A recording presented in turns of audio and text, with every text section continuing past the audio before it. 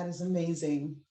Well, there's more to it, right? Because I could say you're quite an advocate, a promoter on awareness.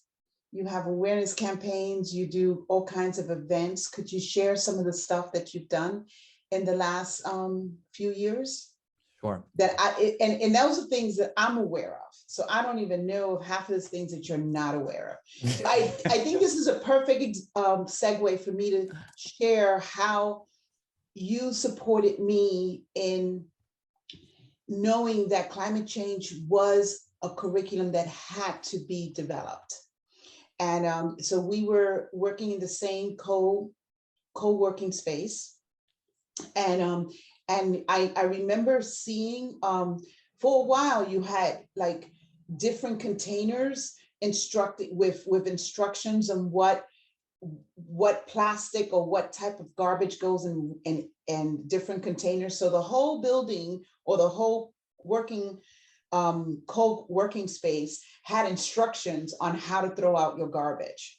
Right. So we knew each other from the space, from going to different events together. And one moment I run into you in the hallway and you have this, you have gloves on, a mask on, a handkerchief on, and you're basically like geared up, like all the way up to your waist, full up and with a bag of garbage. And what I know that you were doing, because you had talked about what you literally were doing some kind of experiment in our garbage. So you had your hands full of garbage. And that inspired me so much that's where actually the whole idea of creating this curriculum came from. So could you share with us some of your amazing projects that you've been engaged in? Of course. Thank you for that. That's such a wonderful trip down memory lane. I swear, a very dirty trip down memory lane, but yes. I have pictures to show you all listeners. If you're listening, I want you to think about a time that maybe you've been at a store or at home or at school, and you've wanted to put something in the recycling bin, but you maybe don't know which bin it's supposed to go in. And it can be a little confusing. You see sometimes people put this bottle in that bin, and sometimes they put it in that bin. What about your banana peel? Does it go here? Does it go there? There's a lot of confusion. And that confusion is not helpful. And I wanted to be helpful. Mm-hmm. I wanted to help people like Sonia and everyone else in our community learn how to recycle properly. So what I did was I needed to understand, what is our recycling made out of anyway? What's in those bags of trash? So I literally opened them up. Yes.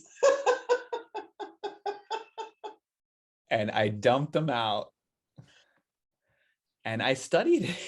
I studied our waste. I took pictures of the aluminum, the paper towels, the plastics, the food. Mm-hmm. And I did an understanding. I did what we call a waste audit. A waste audit. Mm-hmm.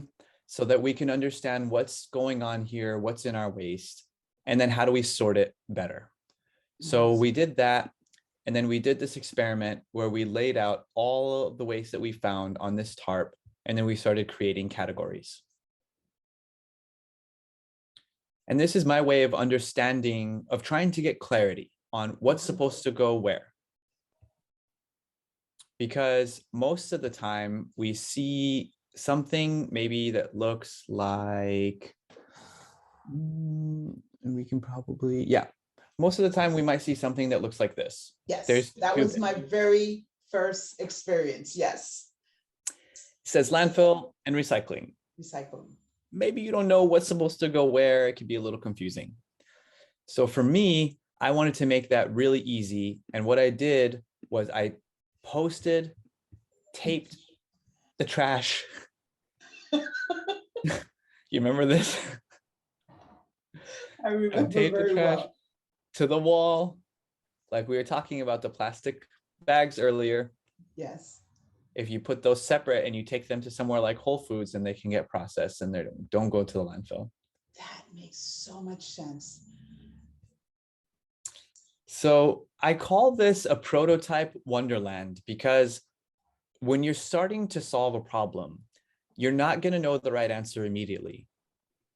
And if you don't figure it out right away, it can be very easy to get discouraged. Yeah. Whether you're working on recycling or whether you're working on creating a new garden or whether you're painting a room, it might not always be perfect.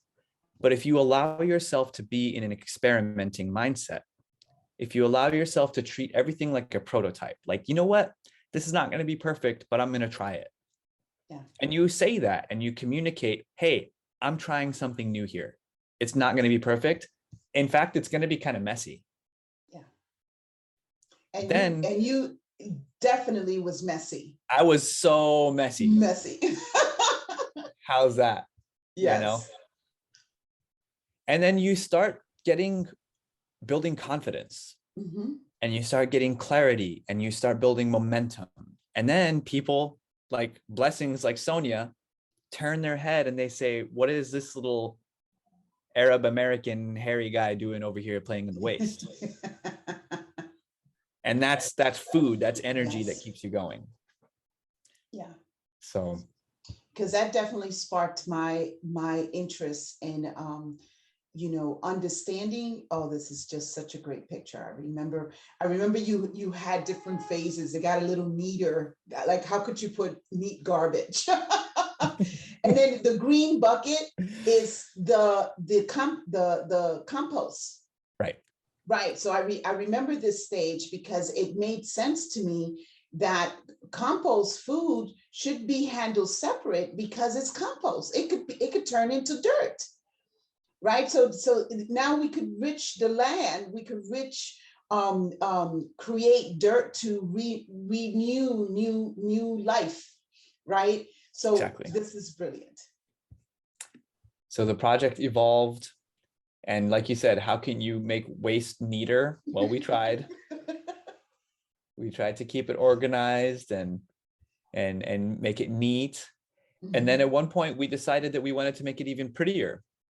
And we saw that during the beginning of the pandemic, a lot of restaurants started building outdoor seating. Yes. And they started building little flower planters. So we had an idea that what if we built boxes around these bins, and the boxes also had a planter. So we created this sketch like this. What if it was a nice wooden box? You could clearly see what was supposed to go inside that bin, whether it was paper or aluminum or glass. And then the back half of it was a planter. So it transforms something that used to be a source of waste into a source of life. How awesome and then, is that? What did we say about prototyping? Prototyping, exactly. So from here, then I created this little cardboard box just because I wanted to see what does it look like? What does it feel like? What are the sizes? What are the dimensions? Yeah. And then from there, I have some buddies that have a wood shop, and we built a wood frame and we created this prototype. And this section right here was going to be an acrylic box just like this. Yes. And you can imagine that acrylic box right here. And then it has, for example, paper. And then there's one next to it and it has glass. And then there's one next to it and it has aluminum. And it just becomes this beautiful display. And then there's flowers growing. Unfortunately, this is exactly the moment when we found out our office was not going to reopen from the pandemic. Got it. Yeah. Yeah. Are you going to take this to the market? You know, this whole service of doing the waste audits, interviewing people, measuring things, and then designing a solution, that's a service that I want to be able to offer as a business. Got it. And this would have been our first client. Yeah. Yeah. And at some point it will see the light of day. Yes. I believe so, because when I see this, I'm like, oh my God, there's so many restaurants that want to, I don't think the outside restaurant extensions are going to go away. I think this was something that we got from the pandemic, and I think it was a plus. It actually made the streets look beautiful. Agreed. I think I think there would be a lot of buildings and restaurants that want to continue to work on the beautification of their environment. And this is a great beautification project. That's my 2 cents, but then that comes from me being an entrepreneur. There you go. I'm always like, okay, how can we take this to the next level? So. That's right.